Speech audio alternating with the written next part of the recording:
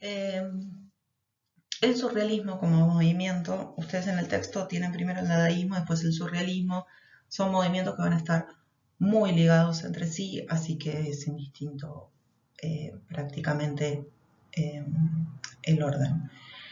Si bien hay influencias que se van tomando unos de otros, el surrealismo en algunos casos se dice incluso que toma cosas del dadaísmo, pero se dan prácticamente en simultáneo los dos movimientos. Por ahí los manifiestos son anteriores unos que otros, pero los movimientos se van a ir dando de manera contemporánea.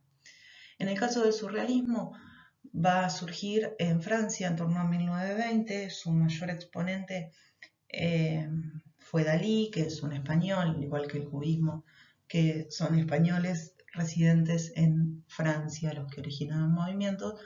Eh,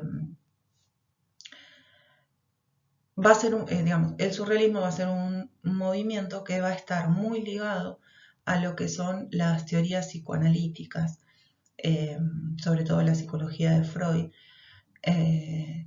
y la idea, y de ahí reside el nombre, de que nosotros somos realmente en nuestra faceta de sueño, que el estado de vigilia es un estado mentiroso en donde los preceptos sociales nos están limitando en cuanto a nuestros reales deseos o temores. Entonces, lo que van a plantear los surrealistas es que el estado onírico de sueño es donde nos revelamos realmente cómo somos. Por eso, el nombre viene de la representación de una realidad superior o que está sobre la realidad de la vigilia o la realidad de lo cotidiano.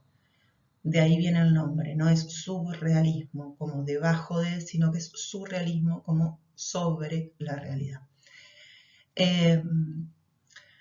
Lo que tiene el surrealismo es que justamente basándose en esta cuestión onírica, es que va a trabajar los elementos figurativos como nosotros los conocemos, pero en situaciones o en combinaciones incoherentes o reales. Ustedes piensen cuando sueñan y se despiertan y dicen que sucedió algo que es absolutamente loco o que no puede darse en la realidad. Eso es justamente lo que van a estar representando los surrealistas.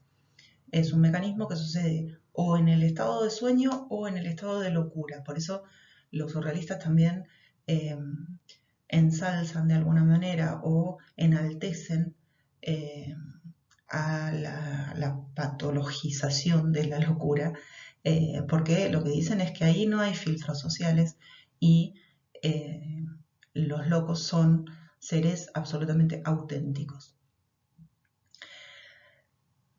Justamente por estas razones también es que en muchos casos se dice, y ahí voy a hacer una aclaración y tómenlo entre comillas, que se trabaja o en un estado de automatismo. Lo autómata es lo que trabaja sin el filtro de la razón o sin el filtro de la racionalidad.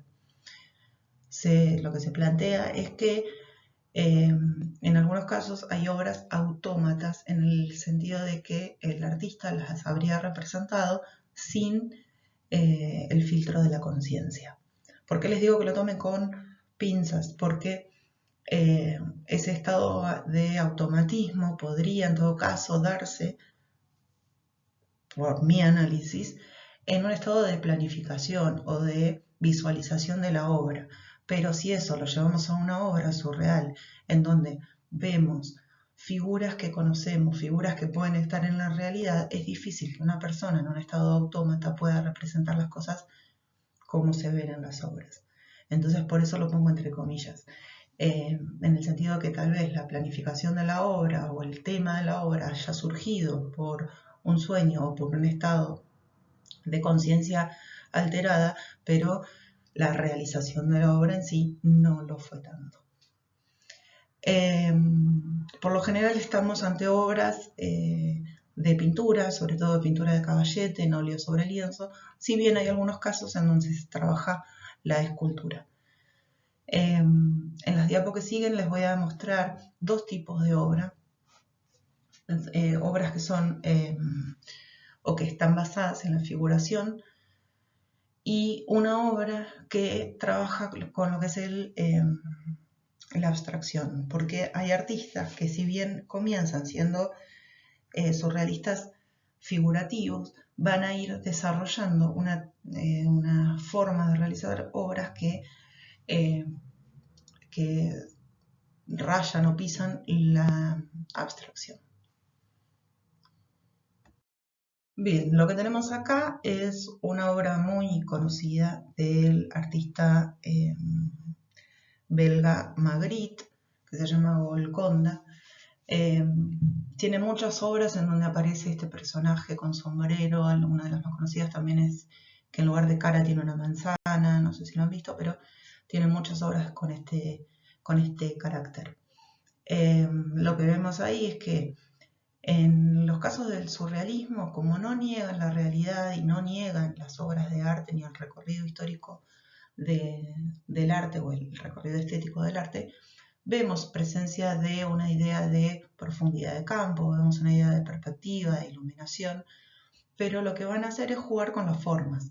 En este caso vendría a ser como una lluvia de hombrecitos, y ahí es donde reside esta idea de lo onírico o del sueño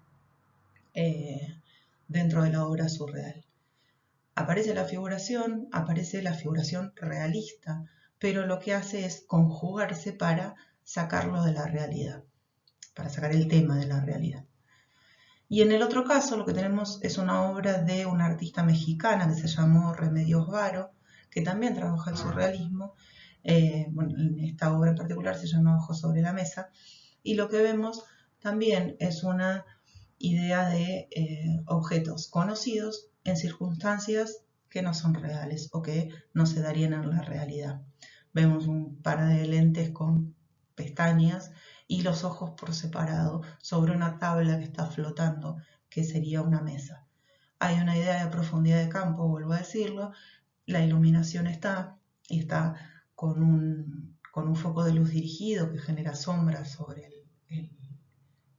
la mesa, pero la conjunción de los elementos es lo que quita a esas obras de una figuración realista o de una figuración que represente la realidad para hacer una figuración que representa los sueños.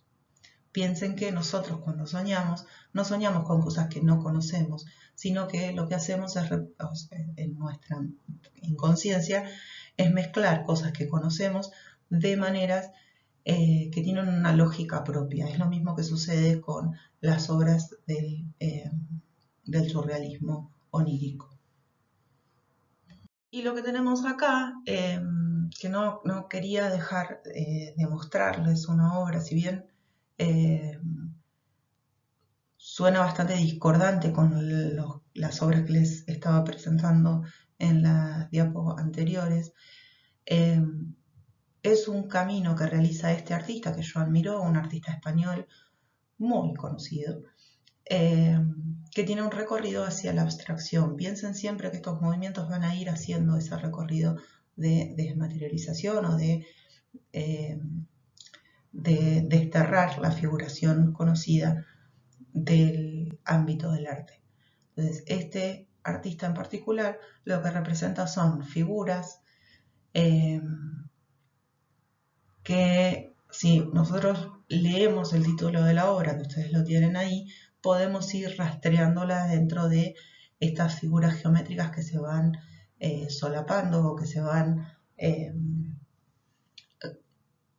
juntando para formar de alguna manera los elementos que están presentes. Si nosotros no tuviéramos el nombre de la obra, probablemente lo único que veríamos son círculos, medialunas, rayas.